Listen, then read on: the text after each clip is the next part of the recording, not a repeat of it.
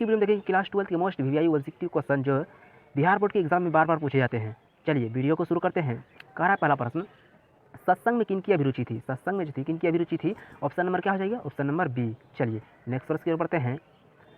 दोनों प्रश्न कह रहा है कठोर शब्द का विलंब क्या होगा? कठोर जो शब्द है इनका विलंब क्या होगा, यानी कि उल्टा, इसका उल्टा क्या हो जाएगा? कोमल। कठोर जो है वो कोमल हो जाएगा। ऑप्शन नंबर क्या हो जाएगा? डी। चलिए नेक्स्ट प्रश्न की ओर बढ़ते हैं। और 3 नंबर प्रश्न कह रहा है शेष शब्द का विलंब क्या होगा? शेष जो शब्द है भैया उनका विलंब क्या होगा? तो अवशेष। विलोम यानी उल्टा होगा, अवशेष। चलिए नेक्स्ट प्रश्न की ओर बढ़ते हैं। सही प्रश्न इंपॉर्टेंट है, इसीलिए वीडियो को जरा सा भी स्किप मत कीजिएगा, ठीक है। चलिए देखिए क्या कह रहा है, काशी में कितने वर्ष रहकर तुलसीदास विद्या अर्पण किए? यानी कि काशी में जो तुलसीदास रहकर कितने वर्ष रहकर विद्या अर्पण किए, इनका राइट आंसर क्या हो जाएगा? 15 वर्ष। ऑप्शन नंबर बी राइट हो जाएंगे। चलिए आपका बुक का ही ऑब्जेक्टिव क्वेश्चन है, बहुत इंपॉर्टेंट। चलिए 5 नंबर प्रश्न को देख लेते हैं। शिव का उपासक कहलाता है, शिव का जो उपासक कहलाता है क्या कहलाता है? शिव कहलाता है। ऑप्शन नंबर बी राइट हो जाएंगे। चलिए नेक्स्ट प्रश्न की ओर बढ़ते हैं।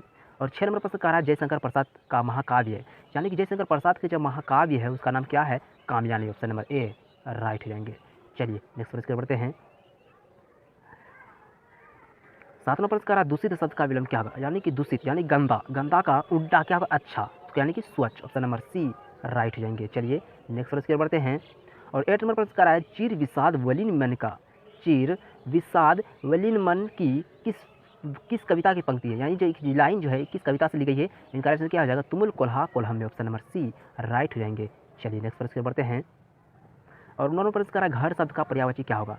ये घर जो है इनका पर्यायवाची यानी कि इनका समार्थ शब्द, यानी कि ऐसा ही शब्द मतलब दूसरे अर्थात में बोल सकते हैं, तो घर का शब्द का पर्यायवाची जो है वो निकेतन हो जाएगा। ऑप्शन नंबर ए राइट हो जाएंगे। चलिए नेक्स्ट प्रश्न की ओर बढ़ते हैं। वीडियो अगर आपकी हेल्थ में आ रहा है तो वीडियो को लाइक और चैनल को सब्सक्राइब कर लीजिए। ऐसा को आगे कह रहा है विराम का शाब्दिक अर्थ क्या होता है? विराम जो है उनका शाब्दिक क्या है? विराम ही आश्राम, ठहराव, यानी कि हम किसी जगह रुक के क्या कर रहे हैं? आराम कर रहे हैं। इनका राइट आंसर क्या हो जाएगा? ठहराव। ऑप्शन नंबर ए राइट हो जाएंगे। चलिए नेक्स्ट प्रश्न की ओर बढ़ते हैं। और 11 नंबर प्रश्न कह रहा है ये आपका दूसरा चैप्टर उसने कहा था, यानी चंद्र शर्मा गुलेरी जी लिखे हैं, उसने कहा था कहानी क्या है? कहानी याद रखिएगा, कहानीकार कौन है? तो इनका राइट क्या है? Chandra Sharma Guleri. Option number C right जाएंगे। चलिए नेक्स्ट प्रश्न बढ़ते हैं। और 12 नंबर का प्रश्न कह रहा है, 12 प्रश्न क्या कह रहा है? पढ़ने वाला शब्द की में प्रत्यय, यानी पढ़ने वाला शब्द प्रत्यय, यानी कि लास्ट में पढ़ने वाला, वाला क्या है? प्रत्यय वाला है। ऑप्शन नंबर क्या हो जाएगा? सी। चलिए नेक्स्ट प्रश्न बढ़ते हैं। प्रत्यय और उपसर्ग याद रखिएगा क्योंकि ये ऑब्जेक्टिव। नेक्स्ट प्रश्न कह रहा है कौरव शब्द में प्रत्यय, यानी कि कौरव शब्द में क्या प्रत्यय है? ऑप्शन नंबर क्या हो जाएगा? सी कौरव। औ औ। Option number A C. Option number C right हो जाएंगे। चलिए नेक्स्ट प्रश्न बढ़ते हैं।